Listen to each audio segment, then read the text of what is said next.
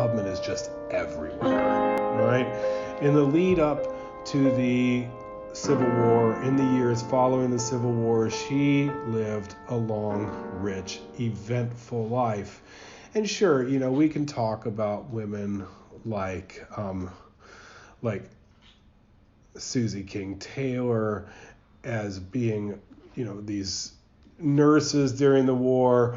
There were also a lot of African American women who escaped alongside their husbands or their families, or maybe their parents, who, would end up doing the work around the Union camps, just like so many of the other so-called contraband who were runaway enslaved people who made it to the Union Army. They were most often in charge of doing the drudge work. Frankly, they were more exposed to disease because they were more busy. They were tasked with digging latrines and stuff like this. And black women during the Civil War in these Union camps would often be charged with tasks like cooking or doing the laundry. But of course, there were sometimes nurses, and there were sometimes matrons too, who were the ones who were in charge of the nurses. And there were a few teachers, okay? But it's hard to think that anybody could capture the imagination of American people, both then and now, as much as Harriet Tubman. So yeah, there were African American men and also women who served as spies and scouts during the Civil War and would show the Union where the Confederate Army was hiding, or tell them where they had been, or tell them about an easier route to get to where they were going. Why? Because they knew the terrain so well, right?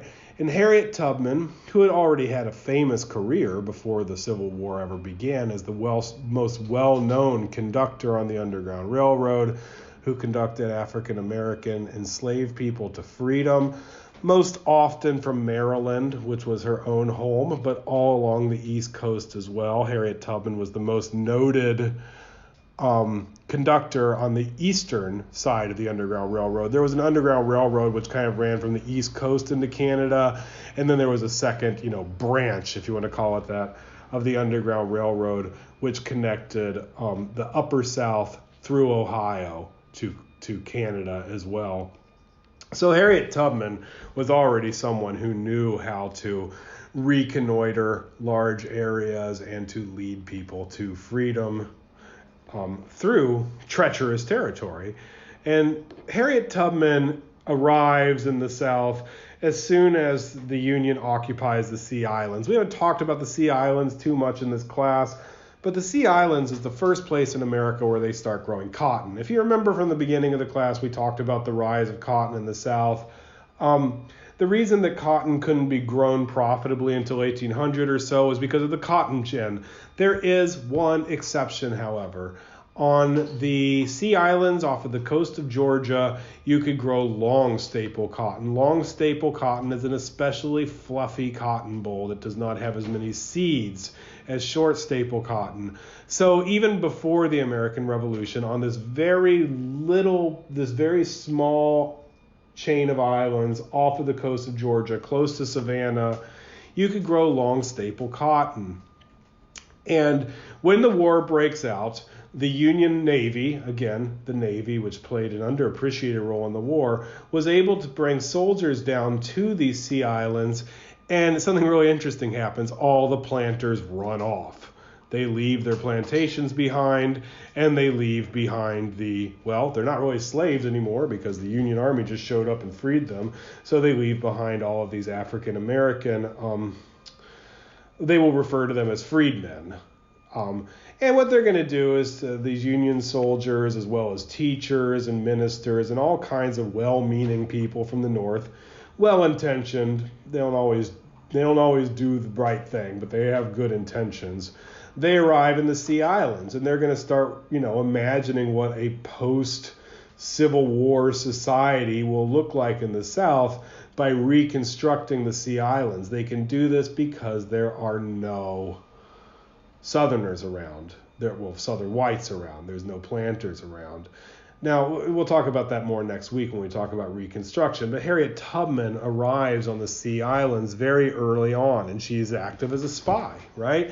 Harriet Tubman is somebody who has a lot of experience leading people in and out of dangerous areas. So she is tasked with spying on Confederates from the Sea Islands.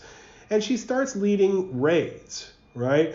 The most famous raid that Harriet Tubman leads, both to actually fight Confederate soldiers. I mean, she's a soldier, right? She's not just, some adjunct to the army. She's actually a soldier. I mean, she gets a pension. She has to fight for it, but eventually she gets a pension from the U.S. government because she served in the army during the war. Her most famous raid, now what she would do, she was raid, she would free the African Americans who she encountered and bring them back, kind of relying on her experience as a conductor on the Underground Railroad and putting it to good use for the Union Army. But the most famous raid that she led was along the Combahee River in South Carolina.